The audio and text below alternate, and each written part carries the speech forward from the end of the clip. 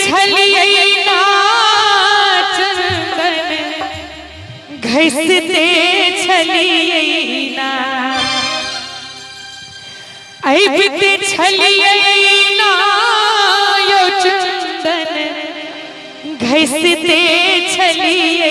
ना बाबा यो डमरू किए बजेलो हम त अबते छलिए ना बाबा यो डमरू किए बजेलो हम त अबते छलिए ना अबते छलिए ना चंदन घसते छलिए ना हो अबते छलिए ना यो चंदन घसते छलिए ना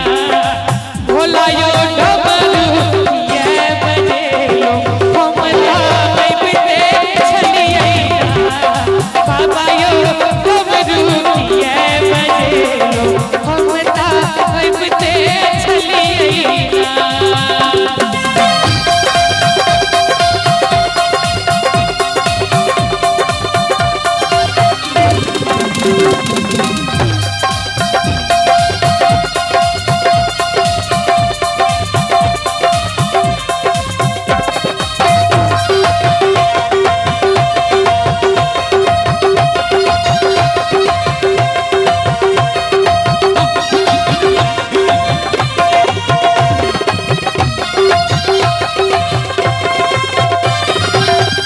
डमरू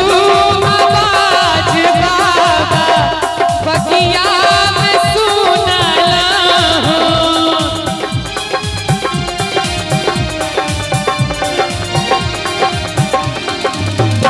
डमरू आवाज बाबा बगिया में सुनलो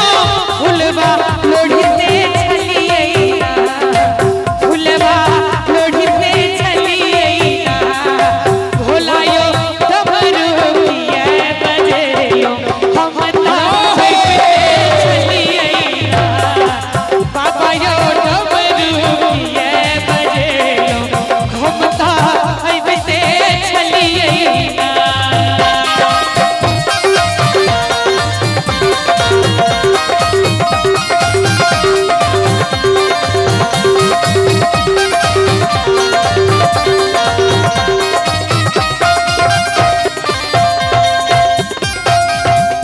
डमरू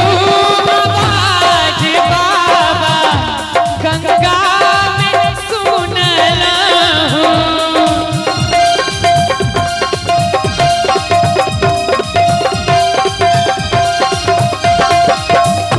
डमरू आवाज बाबा गंगा में सुनलो जलवा बुझते छलिए ना जलवा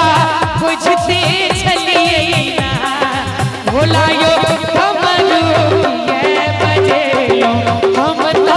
अबते छलिए ना बाबा यो डमरू किए बजेलो हम त अबते छलिए ना और सब संत में डमरू आवाज बाबा मंदिर में सुनला हो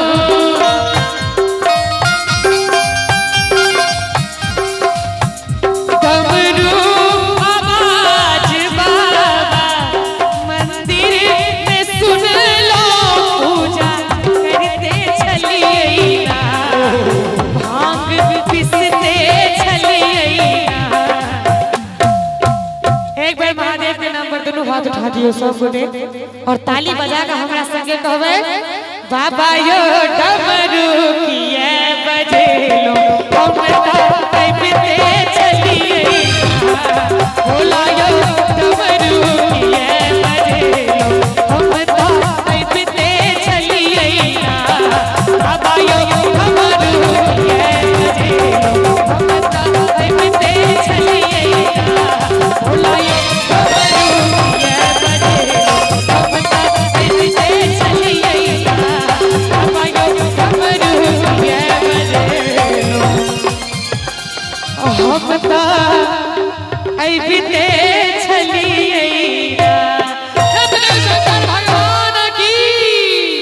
जय